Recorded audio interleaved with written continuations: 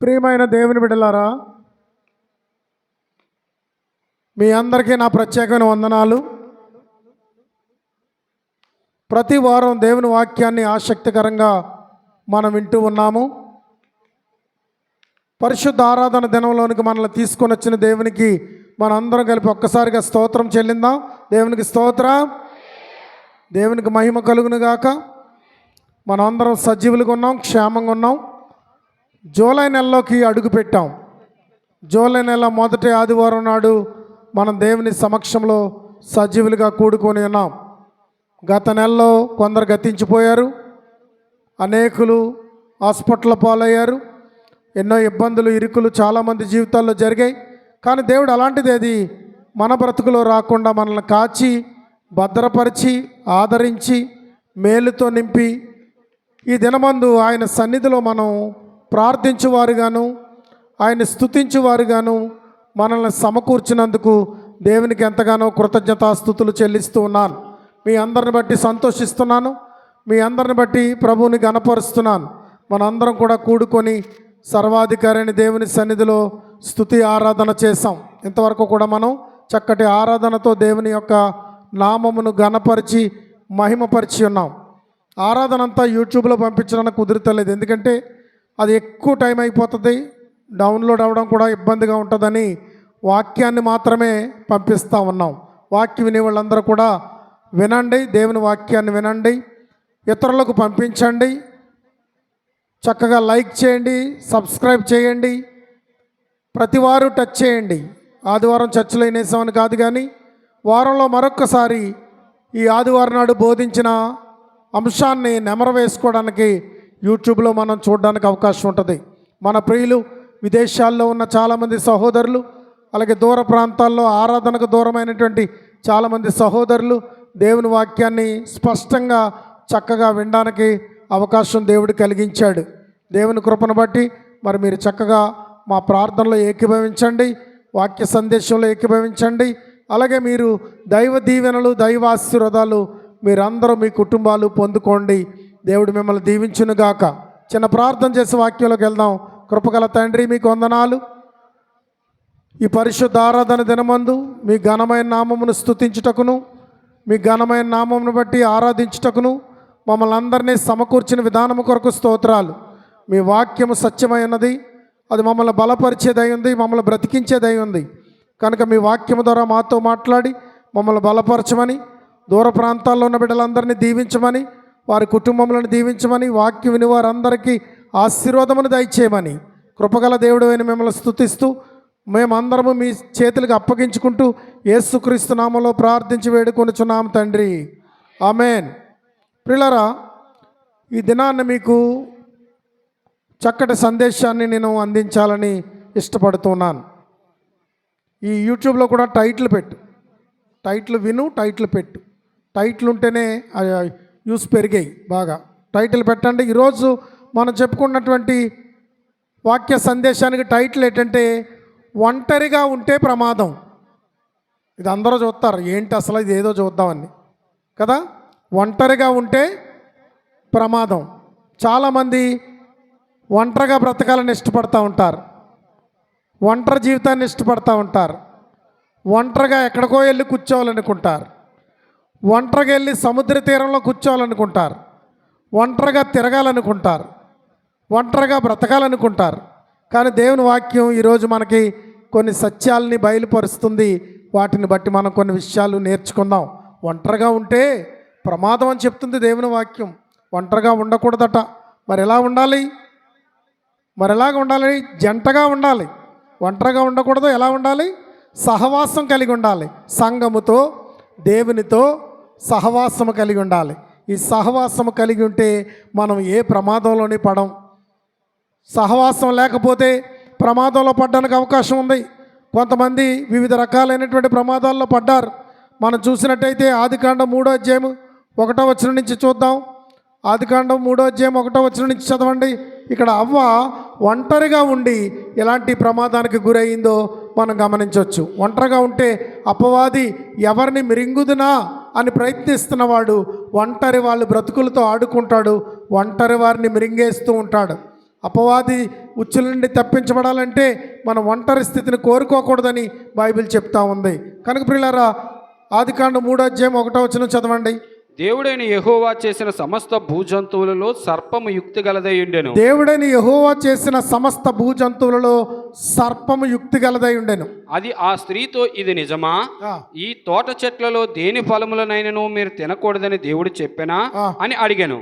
అందుకు స్త్రీ, ఈ తోట చెట్ల ఫలములను మేము తినవచ్చును, అయితే తోట మధ్యనున్న చెట్టు ఫలములను గూర్చి దేవుడు మీరు చావకుండానట్లు వాటిని తినకూడదనియు వాటిని ముట్టకూడదనియు చెప్పెనని సర్పముతో అనెను. అందుకు సర్పము, మీరు చావనే చావరు, ఏలయనగా మీరు వాటిని తినుదినమున మీ కన్నులు తెరవబడుననియు మీరు మంచి చెడ్డలను ఎరిగిన వారై దేవతల వలె ఉందురనియు దేవునికి తెలియనని స్త్రీతో చెప్పగా. చూసారా ఏమని ఆలోచనిస్తున్నాడు? దేవుడు ఒక మాట చెప్పాడు. దేవుని మందిరంలో ఆదివారం నాడు దేవుడు ఒక మాట చెప్తాడు మనకి. ఆ మాట మనం పట్టుకుని భద్రంగా వెళ్తాం. దేవుని మాట మనం పట్టుకున్నామని, దేవుని మాట ప్రకారంగా బ్రతుకుతామని సాతానుకు తెలుసు. కనుక సాతానుడు మనల్ని అనుకూల సమయం కొరకు ఎదురు చూస్తూ ఉంటాడు. అవ్వ జీవితంలో ఆ రోజు ఒంటరిగా దొరికింది. దొరికిన అవ్వతో యుక్తి కలిగినటువంటి సర్పములో అపవాది దూరాడు. దూరు ఏమంటున్నాడంటే, ఇది నిజమా? దేవుడు ఈ తోట చెట్ల ఫలములలో దేనినైనను తినకూడదని మీతో చెప్పినా? ఏమని అడుగుతున్నాడు? దేవుడు ఏదైతే చెప్పాడో అదే విషయాన్ని ప్రస్తావిస్తున్నాడు. ఆదివారం వాక్యం అన్న తర్వాత వాక్యం అలా చెప్పింది అని మనం ఎవరితోనైనా చెప్పామనుకో, వాళ్ళు అంటారు అలాగే చెప్తారు, పాస్టర్ గారు అలాగే చెప్తారు. అలా చెప్పకపోతే ఇంకేం చెప్తారు? నువ్వు అంత అలాగే ఉండక్కర్లేదులే, అంత అలాగేం చెయ్యక్కర్లేదులే అని అపవాది వేరొకరిలో నుండి మనకి ఆలోచన ఇస్తూ ఉంటుంది. మన తలంపులను, మన ఉద్దేశాల్ని మారుస్తూ ఉంటాడు. అపవాదికి ఉన్నటువంటి ఆలోచన చాలా యుక్తి గలది. అవ్వ దగ్గరికి యుక్తిగా వచ్చాడు. యుక్తిగా వచ్చినటువంటి అపవాది ఏమంటున్నాడంటే, అవ్వను మోసంలో పారవేయడానికి ప్రయత్నిస్తున్నాడు. అవ్వ చివరికి ఒంటరిగా ఉన్నందుకు, వేరొక ఆలోచన తీసుకోకుండా వీలుగా లేనందుకు, ఆవిడ వేరొక ఆలోచన అడగడానికి అవకాశం లేనందుకు ఆమె అపవాది మాటల్లో పడిపోయింది. అపవాది మాటల్లో పడిపోయి అక్కడ ఏం చేసిందో తెలుసా? ఆ పండుని తిన్నది తినడమే కాకుండా తీసుకెళ్ళి తన భర్తకు కూడా పెట్టింది. ఆ దెబ్బతో సర్వలోకం ఏమైపోయింది? శాపానికి, మరణానికి గురి అయిపోయింది. అందుకే రోమాపత్రికలో పౌలు గారు అంటాడు, ఒక మనుష్యుని ద్వారా ఏమొచ్చిందంట? పాపం వచ్చింది. పాపము ద్వారా ఏమొచ్చిందంట? మరణం వచ్చింది. చూసారా, పాపము చేసింది అవ్వ. ఒంటరిగా ఉంటే ప్రియులారా, పాపం చేయడానికి అవకాశం ఉంటుంది. ఒంటరి జీవితం కోరుకోవద్దు. నువ్వు ఒంటరిగా తిరుగుతుంటే అపవాది నిన్ను కాటు వేస్తుంది. ఘట సర్పము అపవాది అవ్వను కాటు వేసినట్లు నీ బ్రతుకులో కూడా నీ ఆత్మీయ జీవితాన్ని కాటు వేస్తుంది. నీ ప్రార్థన జీవితాన్ని కాటు వేస్తుంది. అపవాది మరి మోసము చేయువాడు, అపవాది దోచుకొనివాడు, అపవాది మోసగాడు. కనుక మానవ జాతి అంతటినీ కూడా మోసము చేయను ఉద్దేశించి, సమస్త మానవ కోటిని నాశనము చేయను ఉద్దేశించి, మొదటి ఆదామైనటువంటి పురుషుడు, మొదటి స్త్రీ అయినటువంటి అవ్వ, వారిరువురిని మోసం చేసి బహుగా నాశనం చేసింది. ఒక మనుషుని ద్వారా లోకములో పాపం వచ్చింది, పాపము ద్వారా మరణం వచ్చింది. మొదటి ఆదాము మరణిస్తున్నాడు కనుక ఆదామును పోలి ఉన్న వారందరూ కూడా మరణిస్తూనే ఉన్నారు. ఆదాముకు వచ్చిన మరణమే లోకమంతటికి వచ్చింది. ఎంత మోసపోయింది! ఒంటరి జీవితం భయంకరం ప్రియులారా. ఒంటరి జీవితంలో జీవించేవారు మోసపోతారు. ఒంటరి జీవితాన్ని కోరుకోకూడదు. దేవునితో సహవాసం చేయాలి. దేవుడు అన్నాడు, నీ రాకపోకల్లో నేను నిన్ను కాపాడుతాను, నా దూతలకు ఆజ్ఞాపిస్తానన్నాడు. నువ్వు ప్రార్థన చేసుకుని బయలుదేరావనుకో, నీతో దేవుని దూత వస్తుంది. దేవుని సేవకుడైనటువంటి దూతలు మనతో రావడానికి సిద్ధంగా ఉన్నారు. దేవుని దూత మనతో వస్తాడు, ముందు వెనక ఆవరించుంటాడు. ప్రార్థన లేకుండా వెళ్ళావనుకో, నువ్వు ఒంటరిగానే వెళ్తూ ఉంటావు కనుక నిన్ను అపవాది మోసగిస్తాడు. కనుక ప్రియులారా, చాలామంది యవనస్తులు, కుర్రోళ్ళు, అమ్మాయిలు కూడా ఒంటరిగా ఉండడానికి ఇష్టపడతా ఉంటారు. ఇప్పుడు ఒంటరిగా ఉండడానికి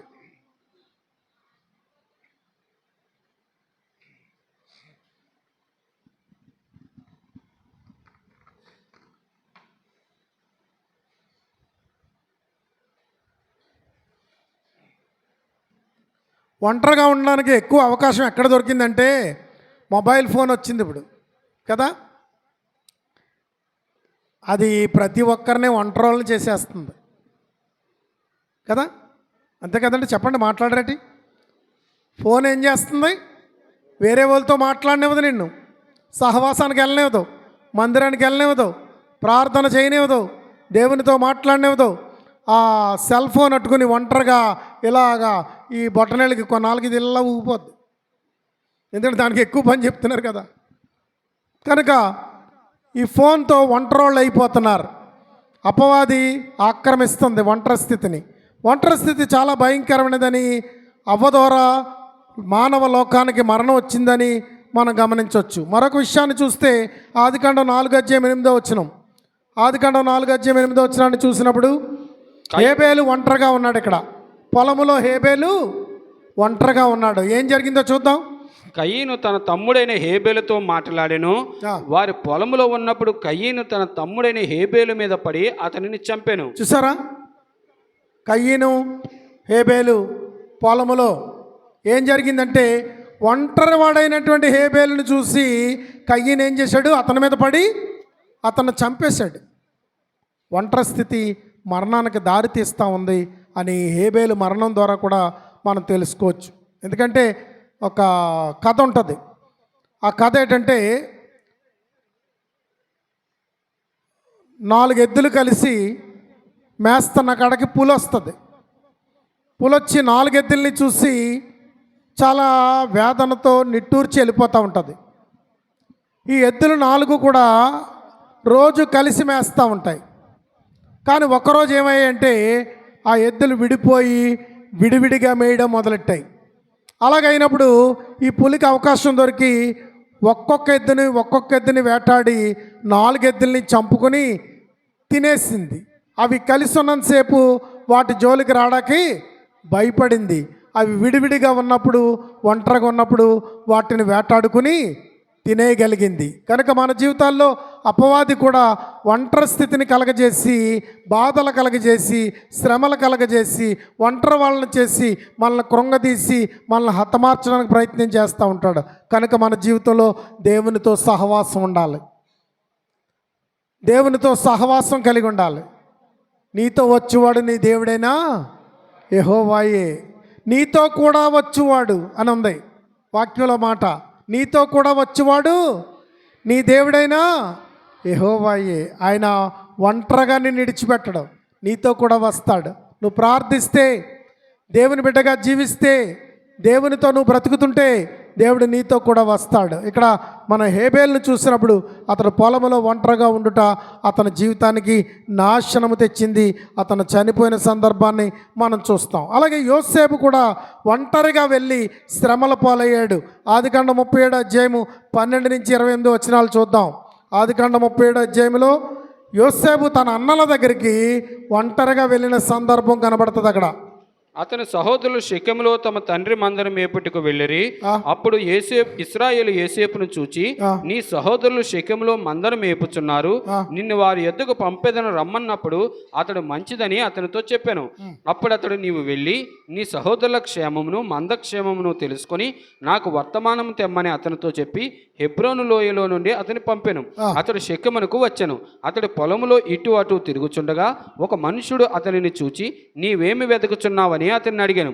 అందుకు అతడు, నేను నా సహోదరులను వెతుకుచున్నాను, వారు ఎక్కడ మందను మేపుచున్నారో అది దయచేసి నాకు తెలుపమని అడిగాను. అందుకు ఆ మనుషుడు, ఇక్కడ నుండి వారు సాగి వెళ్ళిరి, వారు దోతానుకు వెళ్ళదము రండిని చెప్పుకుంటూ వింటినని చెప్పాను. అప్పుడు యోసేపు తన సహోదరుల కోసం వెళ్ళి దోతానులో వారిని కనుగొనెను. అతడు దగ్గరికి రాకమునుపు వారు దూరం నుండి అతను చూచి అతని చంపుటకు దురాలోచన చేసిరి. ఎందుకు చేశారు? ఒంటరిగా దొరికాడు కనుక. చాలాసార్లు కక్ష ఉంది వాళ్ళకి, చాలాసార్లు యోసేపు మీద పగ ఉంది, కానీ యోసేపు ఒంటరిగా ఏనాడు దొరకలేదు. ఈరోజు యోసేపు ఎలా దొరికాడు? ఒంటరిగా దొరికాడు. నువ్వు అపవాదికి ఒంటరిగా దొరుకుతున్నావేమో, ఒంటరిగా ఉండే ఆలోచిస్తున్నావేమో. ఒంటరిగా ఉంటే చెడు ఆలోచనలు వస్తాయి. లోకంలో సామెత ఉంది, ఒంటరి వాళ్ళు తొంటరలు అయిపోతారట. ఒంటరి వాళ్ళు తొంటరలు అయిపోతారట. కనుక ఒంటిగా ఉండకూడదు. ఇక్కడ ఒంటరిగా దొరికాడు. ఈ ఒంటరి స్థితిలో యోసేపుని ఏం చేశారు? వాళ్ళు పట్టుకుని చంపేద్దామని ప్రయత్నం చేశారు. అతన్ని వాళ్ళు రూబేను కొంత మాటలు చెప్పి వాళ్ళని ఆ స్థితి నుంచి తప్పించి యోసేపుని ఏం చేశాడంటే ఒక గుంటలో త్రోసేశారు. ఆ గుంటలోని తీసివేసి ఎవరికాళ్ళకి? ఇస్మాయేలీలు ఐగుప్తు దేశం వెళ్ళిపోతున్న ఇస్మాయేలీలకి యోసేపుని అమ్మేశారు. అతను చాలా శ్రమల పాలవడానికి, కుటుంబం నుంచి దూరం అయిపోవడానికి, తన తల్లి నుంచి దూరం అయిపోవడానికి, గొప్ప శ్రమల పాలవడానికి కారణం ఏంటంటే యోసేపు వాళ్ళ దగ్గరికి ఒంటరిగా వెళ్ళడమే. సువార్తకి వెళ్ళే వాళ్ళు కూడా ఒంటరిగా వెళ్ళకూడదు. యేసుక్రీస్తుని ప్రకటించడానికి సిద్ధపడాలా. ఈ దినాల్లో చాలామంది ఆలోచనలు ఎలాగుంటున్నాయంటే త్వరగా ఎదిగిపోదాం, పెళ్ళి చేసేసుకుందాం. మగోడైతే పెళ్లి చేసుకుంటే కుటుంబ భారం పడుతుంది, భార్యను పెంచాలి, ఆమె అక్రతలన్నీ తీర్చాలి, సాయంకాలం పువ్వులట్టుకు వెళ్ళాలి, మంచి పౌడర్లు కొనాలి, ఆవిడకి ఇంకా ఏమైనా కొత్త కొత్త అలవాట్లు ఉంటే దానికి కావలసిన ఖర్చు అంతా ఆయనే పెట్టాలి. భుజాల మీద కొత్త భారం పడుతుంది పురుషుడికి. స్త్రీ అయితే ఏం చేస్తుంది అంటే త్వరగా ఎదగాలని ఆశపడుతుంది. ఎదిగిన తర్వాత పెళ్లి చేసుకుంటుంది. పెరిగిన తర్వాత పెళ్లి చేసుకున్న తర్వాత బిడ్డలను కండానికి 9 మాసాలు బరువైన కడుపుతో వెన్నిరిగిపోతూ పలపలలాడే నొప్పితో బాధతో ప్రాణాన్ని త్యాగం చేసి ఒక్కొక్క బిడ్డకి ఒక్కొక్కసారి చనిపోయి బిడ్డలను కంటది. అయినప్పటికీ నీ వారి యందు సుఖం ఉందా? వాళ్ళు పెంచి పెద్ద చేసి ప్రయోజకులు చేసిన తర్వాత వాళ్ళు ప్రయోజకులై తల్లిదండ్రులను విడిచిపెట్టి దూర ప్రాంతాలకి వెళ్ళిపోతారు. వాళ్ళు దూరం అయిపోతారు. ఈ భర్త కానీ చనిపోతే భార్య ఒంటరిది అయిపోద్ది, భార్య కానీ చనిపోతే భర్త ఒంటరోడు అయిపోతాడు. ప్రియులారా, గమనిస్తున్నారా? ఈ లోకంలో చాలామంది ఈ జీవిత విధానంలో ప్రయాసపడుతూ ఆ జీవితాన్ని కోరుకుంటూ యవనస్తులైన అమ్మాయిలు, యవనస్తులైన అబ్బాయిలు ఆ జీవిత విధానంలోకి పరిగెట్టాలని తపన పడిపోతున్నారు. ముందున్నదంతా చంద్రవందరే, సంతోషం మాత్రం కాదు సుమా. కానీ వారి జీవితాల్లో ఒక సమర్పణ కావాలి. ఏంటి సమర్పణ అంటే స్టేజ్ మీద నిలబడి వాక్యం చెప్పేవాడికే పని ఉంది, సేవకుడు కనుక మాకేం పని లేదనుకుంటున్నారేమో. ఇప్పుడు చక్కగా చదువుకున్న వాళ్ళందరూ గ్రూపులు కడుతున్నారు, చాలా యాక్టివిటీస్ జరిగిస్తున్నారు, టీచర్లకి సన్మానం చేస్తున్నారు. వాళ్ళ సర్కిల్లో వాళ్ళ స్నేహితుల్లో ఎవరికన్నా కష్టాలు బాధలు వస్తే ఆర్థికంగా ఆదుకుంటున్నారు, సహాయపడుతున్నారు, పరామర్శిస్తున్నారు, పలకరిస్తున్నారు, పెళ్ళిళ్ళకి వెళ్తున్నారు, శుభకార్యాలకు వెళ్తున్నారు, ఇలాగా ఉంటా ఉన్నారు. అయితే గమనించాలి, ఒక క్రైస్తవుడిగా ఉన్న నీ జీవితంలో నీకు ఒక అవకాశం ఉంది అక్కడ. ఎందుకో తెలుసా? ఈ గ్రూపుల్లో చూస్తే రోజు రకరకాల ఇమేజ్లు వస్తూ ఉంటాయి. ఎవరి మతాన్ని బట్టి వాళ్ళు, ఎవరి ఇష్టాన్ని బట్టి వాళ్ళు, ఎవరి దైవాన్ని బట్టి వాళ్ళు ఇమేజ్లు పెడతానే ఉంటారు. నాకు పాస్టర్స్ గ్రూపులు ఆంధ్రప్రదేశ్, తెలంగాణ కలిపి పాస్టర్స్ అంతా ఒక గ్రూప్ పెట్టారు, అందులో నేను ఉన్నాను. అలాగే చొల్లంగి ప్రదేశం నుంచి ఆ ప్రదేశంలో ఉన్నటువంటి కుటుంబాలన్నీ కాకినాడ చొల్లంగి వరకు ఒక గ్రూప్ పెట్టారు, అందులో నేను ఉన్నాను. తాళరేవు మండల పాస్టర్స్, యానం పాస్టర్స్ కలిపి ఒక గ్రూప్ పెట్టారు, అందులో నేను ఉన్నాను. అలాగే మరి ఆ స్టేట్ వైడ్ పాస్టర్స్ ఒక గ్రూప్ పెట్టారు, అందులో నేను ఉన్నాను. ఇది కాకుండా ఎగ్జిక్యూటివ్ మెంబర్స్ ఒక గ్రూప్ పెట్టారు, అందులో నేను ఉన్నాను. నా 10th క్లాస్ ఫ్రెండ్స్ అందరూ ఒక గ్రూప్ పెట్టారు, అందులో నేను ఉన్నాను. ఇలాగ చాలా గ్రూపుల్లో నేను ఉన్నాను కనుక రకరకాల మెసేజ్లు, రకరకాల ఇమేజ్లు వస్తూ ఉంటాయి, మొబైల్లో చూస్తూ ఉంటాం. మనకి ఇష్టమైన కష్టమైన దాన్ని చూడాలి, ఎందుకంటే వాళ్ళకి నచ్చి పెడతా ఉంటారు. కానీ క్రైస్తవుడిగా ఉన్న మనకు ఒక అవకాశం ఉంది. ఎందుకంటే మనం ఒంటరి వాళ్ళుగా మనం వాళ్ళకి కలవనని వారితో దూరంగా ఉంటానని ఉండిపోకుండా వారి కొరకు ఎంతమంది అయితే దేవుణ్ణి ఎరగకుండా మన గ్రూపులో ఉన్నారో, ఎంతమంది అయితే లోక సంబంధంగా ఉన్నారో వాళ్ళ ఇమేజ్ని బట్టి వాళ్ళ భక్తిని బట్టి తెలిసిపోతూ ఉంటుంది. మీరు వాళ్ళందరి కొరకు ప్రార్థన చేయడానికి అవకాశం మీకు ఉన్నది. అది పరిచర్యే, అది పరిచర్యే. ఇక్కడ సంఘం కట్టి మందిరం కట్టి సంఘాన్ని కూర్చోబెట్టి ఆత్మల ఆ విశ్వాసాలను కూర్చోబెట్టి బోధించేదే పరిచర్య కాదు. దేవుడు నా జ్యేష్ఠ కుమార్తె పరిచర్య విషయంలో ఆలోచించినప్పుడు ఒక మంచి పరిచర్య ఇచ్చాడు.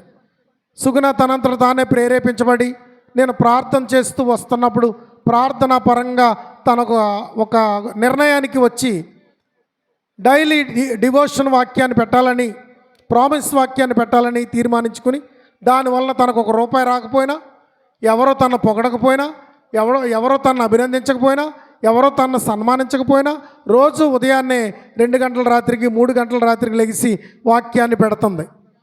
ఇప్పటికే సంవత్సరం అయిపోయిందమ్మా, ఆగస్టుకి సంవత్సరం అవుతుంది. మరి చూడండి, ఇంతకాలంగా 365 రోజులుగా, అంటే వచ్చి నెలకి సంవత్సరం అయిపోద్ది. సంవత్సర కాలంగా సువార్త అందిస్తుంటే నా దగ్గరికి వచ్చిన తర్వాత నేను విని ఇంకొక 50 మందికి పెడుతున్నాను. మీరు ఎంతమందికి పెడుతున్నారో? అందరూ పెడుతున్నారు. ఇలాగా కోయిట్లో ఉన్నవాళ్ళు నాకు చెప్తారు, ఈ ప్రామిస్ వాక్యాన్ని నేను 10 మందికి పెడుతున్నాను, నేను 25 మందికి పెడుతున్నాను, నేను 15 మందికి పెడుతున్నానని చెప్తున్నారు. చెప్తుంటే ఇలాగ ఎంతమందికి వెళ్ళిపోతుంది? ఎంతమంది ఉదయాన్నే వాక్యం వింటున్నారు? ఎంతమంది ప్రార్థనలో ఏకీభవిస్తున్నారు? అది పరిచర్య కాదా? మందిరం కడితేనే పరిచర్య, సేవకుడిగా నిలబడితేనే పరిచర్య, సంఘాన్ని కూర్చోబెట్టి బోధిస్తేనే పరిచర్య. ఆత్మల కొరకు, నశించేడు వారి కొరకు ప్రార్థన చేయడం కూడా ఒక గొప్ప పరిచర్యే. ఆత్మల రక్షణ కొరకు ఇతరులకు సువార్త ప్రకటించడం కూడా ఒక పరిచర్యే. దేవుని సహవాసముతో ఉండి ఒంటరిగా మన కాలాన్ని వృధాగా మొబైల్తో వీటితో వాటితో గడపక ఒంటరిగా నిరుత్సాహంతో సూసైడ్లకి మరి ప్రాణ నష్టాలకి పోక దేవునితో సహవాసం చేస్తూ ప్రార్థించేవారిగా మీరుంటే మీ గ్రూపుల్లో ఉన్న స్నేహితుల కొరకు, రక్షణ లేని వారి కొరకు ప్రార్థించవచ్చు. మన దేశంలో ఉన్న అనేక కోట్ల మంది ప్రజలు, హైందవ ప్రజలు రక్షణ గురించి తెలియక యేసు ప్రభుని ద్వేషిస్తుంటే యేసు ప్రభు రక్షకుడని తెలిసిన మనము వారికి రక్షణ కలగాలని వాళ్ళందరి కొరకు ప్రార్థన చేసేవాళ్ళుగా నువ్వు ఉండొచ్చు.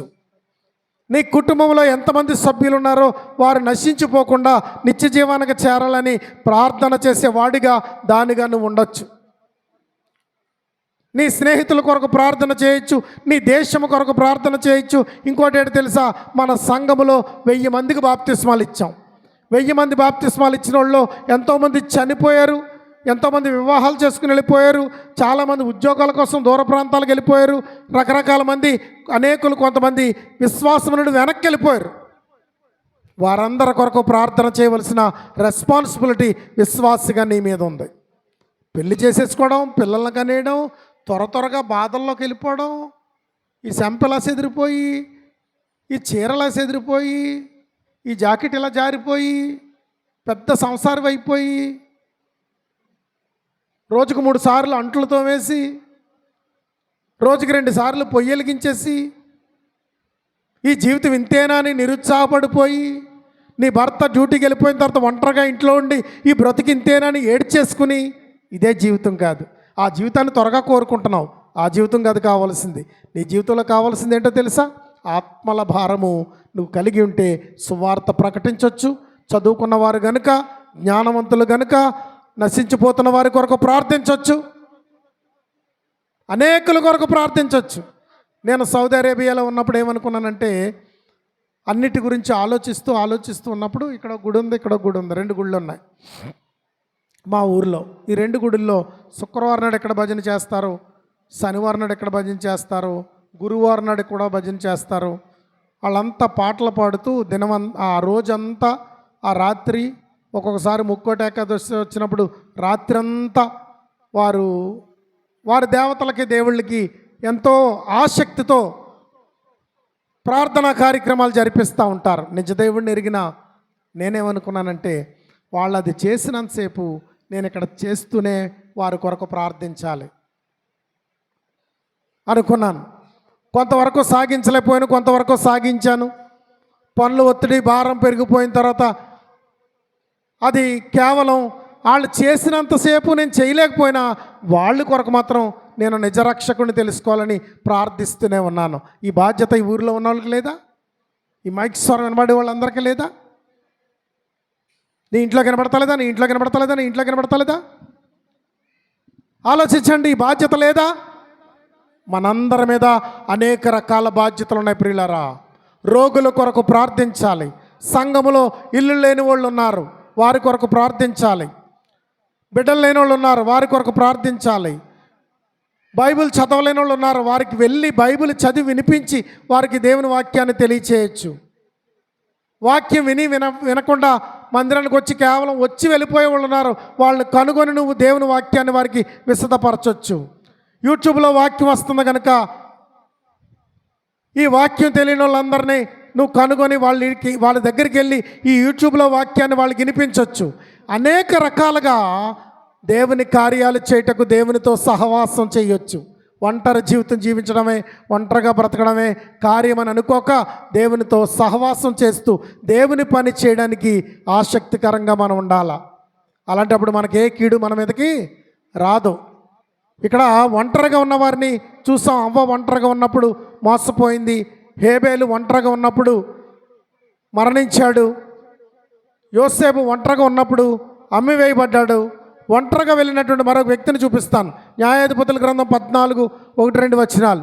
న్యాయాధిపతుల గ్రంథం 14 అధ్యాయము 1-2 వచనాలు. ఇక్కడ సంసోను ఒంటరిగా ఉన్నాడు.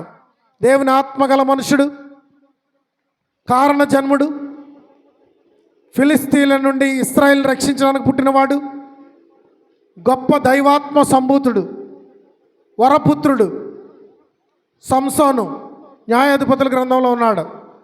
ఇలాంటి సంసోను దేవుని ఆత్మ కలిగిన వాడై ఉండి ఫిలిస్తీన్ల నుండి ఇశ్రాయేల్ రక్షించవలసిన వాడై ఉండి ఫిలిస్తీన్లకు విరోధంగా పుట్టిన వాడై ఉండి ఇక్కడ ఏం చేశాడో చూద్దాం. 14 అధ్యాయం 1-2 వచనాలు. సంసోను తిమ్నాతునకు వెళ్ళి తిమ్నాతులో ఫిలిస్తీన్ల కుమార్తెలలో ఒకతిని చూచెను. ఫిలిస్తీన్లు పెళ్లి చేసుకోవాలా? వాళ్ళ తల్లిదండ్రులు అడిగారు. అక్కడ తిమ్నాతుకు వెళ్ళి ఫిలిస్తీ ఒక పిల్లను చూసి వచ్చి ఆ పిల్లను నాకు పెళ్లి చేయండి అని అడిగాడు సంసోన్. ఒంటరిగా ఉన్నప్పుడు తన ఆలోచన మారిపోయింది, తన ఉద్దేశం మారిపోయింది. తాను ఎందుకు పుట్టాడో మర్చిపోయాడు. దేవుడు తనకు అప్పగించిన బాధ్యత ఏంటో మర్చిపోయాడు. ఫిలిస్తీన్లకు విరోధిగా పుట్టినటువంటి సంసోను ఫిలిస్తీన్ అమ్మాయిని పెళ్లి చేసుకుని చుట్టారకం కలుపుకోవడానికి చూస్తున్నాడు, బంధుత్వం కలుపుకోవడానికి చూస్తున్నాడు. ఇంటికి వచ్చి అమ్మా నాన్నతో చెప్పాడు. వాళ్ళు ఎంతో నిట్టూర్చారు, బాధపడ్డారు. నువ్వు ఫిలిస్తీన్ అమ్మాయిని చేసుకోవడానికి వీల్లేదని చెప్పారు, ఇశ్రాయేలులో పిల్లల్ని చేసుకోమని చెప్పారు. కానీ నాకు ఆమె కావాలని పట్టుబట్టి ఆ నిర్ణయం ఒంటరిగా ఉండగా తనకు వచ్చింది. ఫిలిస్తీన్లు జాతరలు చేస్తూ ఉంటారు, ఆ పరిసరాలకు వెళ్ళి ఆ అమ్మాయిని చూసి ఆ మోజులో పడ్డాడు కదా. ఎప్పుడు మోజులో పడతారు? ఒకసారి ఇలా చూసి ఇలా గట్టిందంటే మోజులో పడరు. లవ్లో ఎప్పుడు పడతారండి? ఇలా చూసి ఇలా గట్టుకుందనుకోండి, మీరు లవ్లో పడరు. ఇలా చూసింది అనుకోండి, మీరు లవ్లో పడతారు. 2-3 సార్లు చూసిందనుకోండి, మీరేం చేస్తారు? ఇదేంటి నా వైపు చూస్తుంది అని రెండోసారి డౌట్ పడతారు, మూడోసారి గమనిస్తారు. బహుశా సంసోను వైపు అతను మంచి దృఢ దేహ మా బలం కలిగిన వాడు కనుక, సౌందర్యవంతుడు కనుక, కురులు కలిగిన వాడు కనుక, మంచి రూపసి కనుక, చాలా అందగాడు కనుక ఆ సంసోనును చూసి బహుశా ఫిలిస్తీన్ అమ్మాయి అట్రాక్ట్ చేసింది అతన్ని. కనుక అతను ఏం చేశాడు? ఆ మోజులో పడ్డాడు. ఒంటరిగా ఉండగా వ్యామోహంలో పడిపోతాం, ఒంటరిగా ఉండగా పాపంలో పడిపోతాం, ఒంటరిగా ఉండగా దిగజారిపోవడానికి అవకాశం ఉంటుంది. కనుక సంసోను అక్కడ దిగజారిపోయాడు, ఆ అమ్మాయిని పెళ్లి చేసుకున్నాడు. ఆ అమ్మాయి ఎక్కువ కాలం అతనితో కాపురం చేయలేదు, తను విడిచిపెట్టేసింది. ఫిలిస్తీన్ల అమ్మాయి కనుక ఫిలిస్తీ దేశానికి వెళ్ళిపోయింది. ఆ అమ్మాయి కోసం ఫిలిస్తీ దేశానికి వెళ్ళి ఫిలిస్తీన్లతో తలపడ్డాడు. ఇంకా రకరకాలుగా తనకి సహవాసి లేక ఒంటరోడైపోయి ఒంటరి స్థితిలో తీసుకున్న నిర్ణయం సరైంది కాదు గనుక, తనకు వచ్చిన సహవాసి సరైంది కాదు గనుక, అది దైవ చిత్త ప్రకారమైంది కాదు గనుక మళ్ళా ఒంటరోడైపోయి దెలీలా పంచక చేరాడు. దెలీలా పంచలో ఏమైపోయాడు? హతమార్చబడ్డాడు. సంసోను నాశనం అయిపోవడం గల కారణం కూడా తన ఒంటరిగా వెళ్ళి తీసుకున్న నిర్ణయమే. ప్రియులారా, గమనిస్తున్నారా? మరొక వ్యక్తిని చూద్దామా? 5వ వ్యక్తిని చూద్దాం. 5వ వ్యక్తిగా ఎవరు? అవ్వ 1, 2 హేబేలు, 3 యోసేపు, 4 సంసోను, 5 దావీదు. దావీదుని బట్టి చూద్దాం. 2వ సమూయేలు గ్రంథం 11వ అధ్యాయము 1 నుంచి 5 వచనాలు చదువుదాం. వసంతకాలమున రాజులు యుద్ధమునకు బయలుదేరు సమయమున దావీదు యోవాబును అతని వారిని ఇశ్రాయేలీయులందరినీ అందరిని పంపించి వారు అమ్మోనీయులను సంహరించి రబ్బా పట్టణమును ముట్టడి వేసిరి. అయితే దావీదు యెరూషలేమునందు నిలిచెను. యెరూషలేములో ఉండిపోయాడు. ఒకానొక దినమున ప్రొద్దు గురుంకు వేళ దావీదు పడక మీద నుండి లేచి రాజనగరం మిద్దె మీద నడుచుచు పైనుండి చూచుచుండగా ఒంటరిగా ఎక్కడికి ఎక్కాడు? మేడపైకి ఎక్కాడు. మిద్దె మీదకి ఎక్కాడు. మిద్దె అంటే మేడ. ఒంటరిగా మేడపైకి ఎక్కుతూ ఉంటారు. ఎందుకో తెలుసా? అవతల మేడ మీద ఒంటరిగా ఒక పిల్ల ఉంటుంది, యువతల మేడ మీద ఒంటరిగా ఒక కుర్రాడు ఉంటాడు. వీడు మేడ దిగడు. వాళ్ళ అమ్మ అంటది, ఏంట్రా ఎండలో మేడ మీద ఏం పనిరా నీకు అంటది. ఉండమా, నీకు తెలీదు, ఈయన మంచి పనిలో ఉన్నాడు. ఏమే నీకేం పనే? మాట్లాడితే బిల్డింగ్ ఎక్కేస్తున్నావు, మేడ మీద ఏం చేస్తున్నావే అంటే, ఉండమా లెక్కలు చేస్తున్నాను మొబైల్లో. పైకి ఎక్కి ఏం చేస్తూ ఉంటుంది? ఫోన్ మాట్లాడుతూ ఉంటుంది, మెసేజ్లు పంపుతూ ఉంటుంది. ఒంటరిగా దావీదు మహారాజు కూడా మిద్దెక్కాడు, మేడెక్కాడు. మేడెక్కిన తర్వాత సాయంకాలం వేళటది కదండి, రాయబడిందా? ప్రొద్దు గుంకు వేళ ఏం చేస్తారు? బైబిల్ ప్రకారంగా ప్రార్థిస్తారు. రేయి మొదటి జామున ప్రార్థిస్తారు, దినం మొదటి జామున ప్రార్థిస్తారు. ఈయన అందరినీ యుద్ధానికి పంపి ప్రార్థించడం మానేసి, అందరినీ యుద్ధానికి పంపి బాధ్యత గలవాడిగా ఉండడం మానేసి ఖాళీగా ఎక్కడికి ఎక్కాడు? ఒంటరిగా మేడ మీదకి ఎక్కాడు. మేడ మీదకి ఎక్కిన తర్వాత ఏం జరిగిందో తెలుసా? అపవాది ఉరి పన్నింది, అపవాది వల వేసింది. ఆ వల ప్రకారంగా దావీదు మహాభక్తుడు, ప్రార్థనాపరుడు ఆ వలలో చిక్కడిపోయాడు. ఎందుకో తెలుసా? అక్కడ ఏం జరిగిందండి, చదవండి. మెత్తి మీద నడుచుచు పైనుండి చూచుచుండగా స్నానం చేయ ఒక స్త్రీ కనపడెను. స్నానము చేసే ఒక స్త్రీ దావీదు కంట్లో పడింది. ఆమె బహు సౌందర్యవతి అయ్యుండెను. చాలా అందగత్తంట. దావీదు దాని సమాచారం తెలుసుకున్నట్టుగా ఒక దూతను పంపెను. ఎక్కడుండగా? స్నానము చేస్తూ ఉండగా ఆమెను చూశాడు. రాయబడినటువంటి లేఖనంలో ఏం రాసింది తెలుసా? దావీదు ఇచ్చిన సమాచారం ఏది? సమూయేలు రాస్తున్నాడు.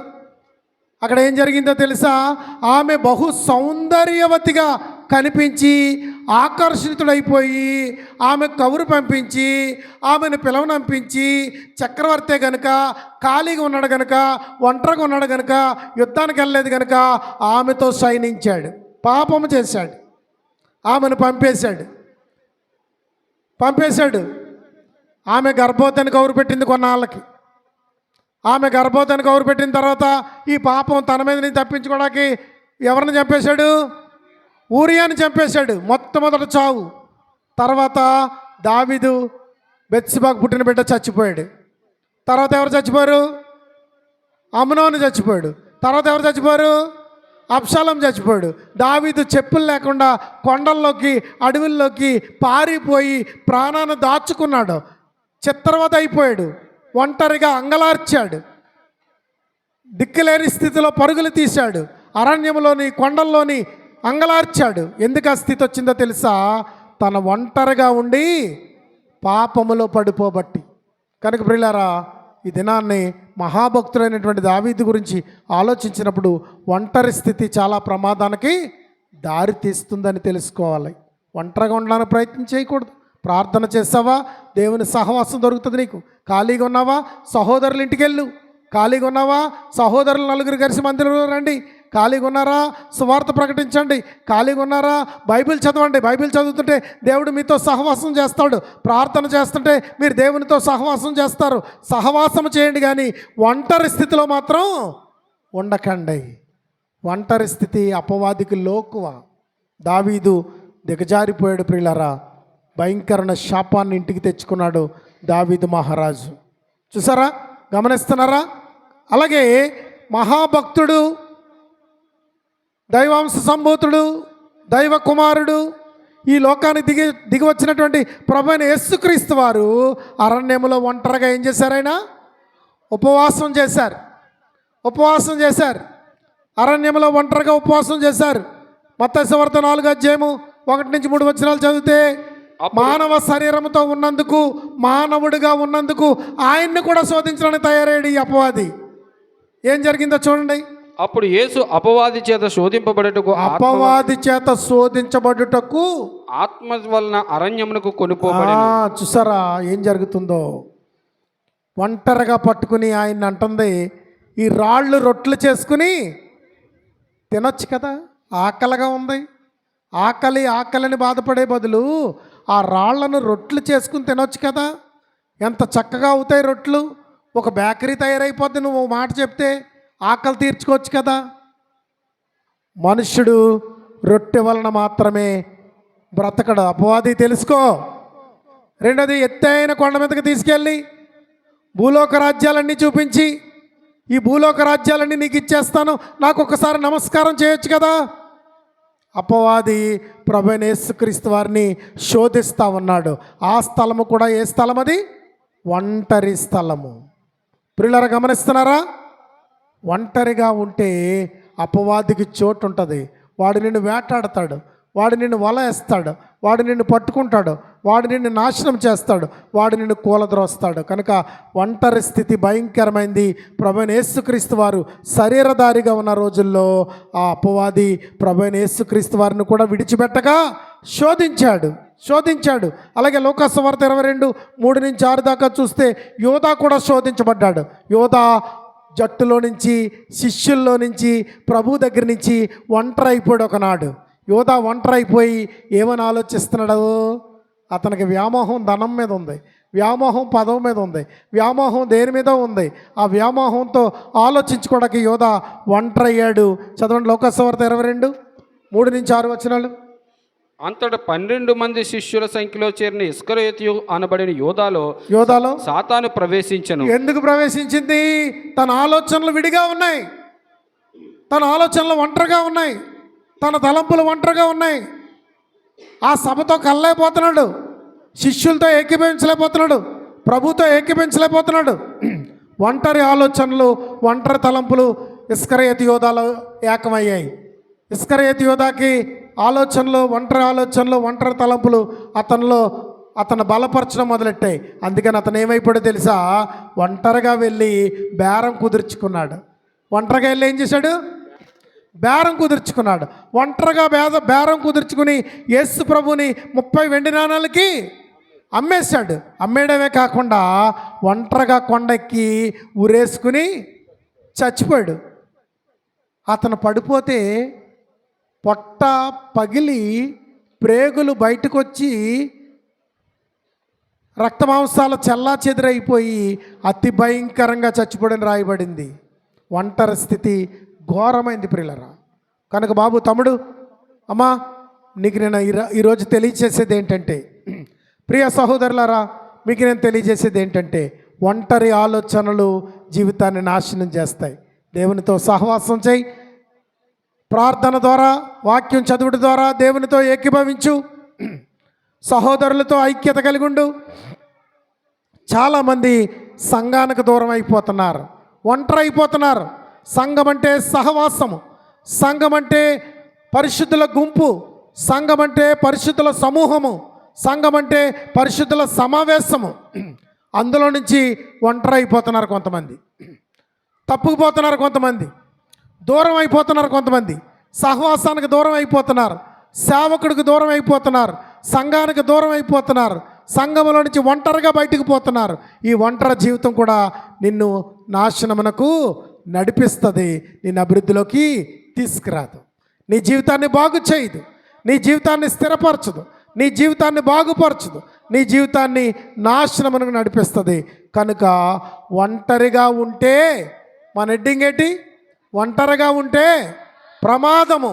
ఒంటరిగా ఉంటే నీ జీవితానికే ప్రమాదము. దేవుణ్ణి కలుపుకో, దేవునితో సహవాసం చేయి, ఒంటరిగా ఉండకు. ఒంటరి వారు తొంటరి వారు అయిపోతారు, ఒంటరి వారు బలహీనులైపోతారు. ఒంటరి వారిని కూలగొట్టడం చాలా ఈజీ. ఒక తండ్రి అన్నాడట, 5 కొడుకులు ఉన్నారంట. తండ్రికి 5 కొడుకులుంటే 5 పుల్లలు 5 కర్రలు తెమ్మన్నాడట. 5 కర్రలు అట్టుకొచ్చారు. తండ్రి ఏం చేశాడంటే, ఒక్కొక్క కర్ర ఒక్కొక్కడు ఎరండ్రా అన్నాడంట. ఎవడ కర్ర ఆడే ఇరిసేసాడు ఈజీగా. ఆ 5 కర్రలు కట్టకట్టి ఒక్కొక్కడిని ఎరమన్నాడట. ఎరలేకపోయారు. 5 కలిసి ఎరమన్నాడట. ఎరలేకపోయారు. ఒక్కొక్క కర్ర చేతికి చిరిసేయమంటే పట్టమని ఇరిసేసారట. అప్పుడు చెప్పాడట, నాన్న నేను చనిపోతాను, నేను ఉండను, మీరు 5 ఐక్యతతో ఉండాలి. ఐక్యతతో ఉంటే మిమ్మల్ని ఎవడో జయించలేడు, మిమ్మల్ని ఎవడో వంచలేడు, మిమ్మల్ని ఎవడో ఎరపలేడు. మీరు విడివిడిగా ఉంటే మీరు ఒక్కొక్కరు విరిగిపోతారు, కూలిపోతారు, నష్టపోతారు. కనుక సహవాసము కలిగి ఉండండి, ఐక్యతతో ఉండండి అని చెప్పాడు. కనుక సంఘముతో సహవాసము అపవాదిని ఎదిరించుట, సంఘముతో సహవాసము ప్రార్థనలో బలపరుట, సంఘముతో సహవాసము సువార్తలో సాగుట, సంఘముతో సహవాసము పరిశుద్ధాత్మలో నింపబడుట, సంఘముతో సహవాసము క్రీస్తు రక్తములో పరిశుద్ధులుగా మార్చబడుట. కనుక సంఘముతో సహవాసము చేయాలి. ఒంటరి జీవితము భయంకరమైనది. ఒంటరిగా మిగిలిపోయిన అపవాది ఒంటరోడైపోయి వాడు అనేకులను చెరిపాడు, అనేకులను పాడు చేశాడు, నేటికి చెరుపుతూనే ఉన్నాడు. ఒంటరి వారు అపవాదికి దాసులైపోతారు. కనుక మరి అవ్వను చూసినా, రెండవదిగా హేబేల్ని చూసినా, మూడవది యోసేపు చూసినా, నాలుగవది సంసోను చూసినా, ఐదవది దావీదును చూసినా, ఆరవది ఇస్కరియోతు యూదాను చూసినా, ఏడవది ప్రభువైన యేసుక్రీస్తు వారు ఒంటరిగా ఉన్నప్పుడు అపవాది శోధించడానికి ప్రయత్నం చేసింది, సిగ్గుపడి వెళ్ళిపోయింది. ఆయన పరిశుద్ధాత్మ దేవునితో సహవాసం కలిగి ఉంటాడు కనుక ఆయన్ని ఓడించలేకపోయింది. ఇక్కడ చూసిన 6 కూలిపోయారు, కానీ కూలని వ్యక్తి ఎవరో? ప్రభువైన యేసుక్రీస్తు వారు. ఎందుకంటే ఆయన తండ్రి, కుమార, పరిశుద్ధాత్మ ఏకమై ఉన్న దేవుడు, త్రియేకమై ఉన్న దేవుడు. కనుక నువ్వు కూడా అలాగే త్రియేక శక్తి చేత నింపబడాలని ప్రభు పేట కోరుతున్నాను. ముగిస్తున్నాను. మీ కొరకు ప్రార్థన చేస్తాను, మీ బలహీనతల కొరకు ప్రార్థన చేస్తాను. మీరు వాక్యం విన్నారు కనుక మీ అందరి కొరకు ప్రార్థన చేస్తాను. తల వంచండి. దేవుడు తన పరిశుద్ధ వాక్యాన్ని దీవించునుగాక. ప్రార్థించుకుందాం. ప్రేమ స్వరూపుడమైన మా తండ్రి, మీ ఘనమైన నామానికి స్తోత్రాలు చెల్లిస్తున్నాం.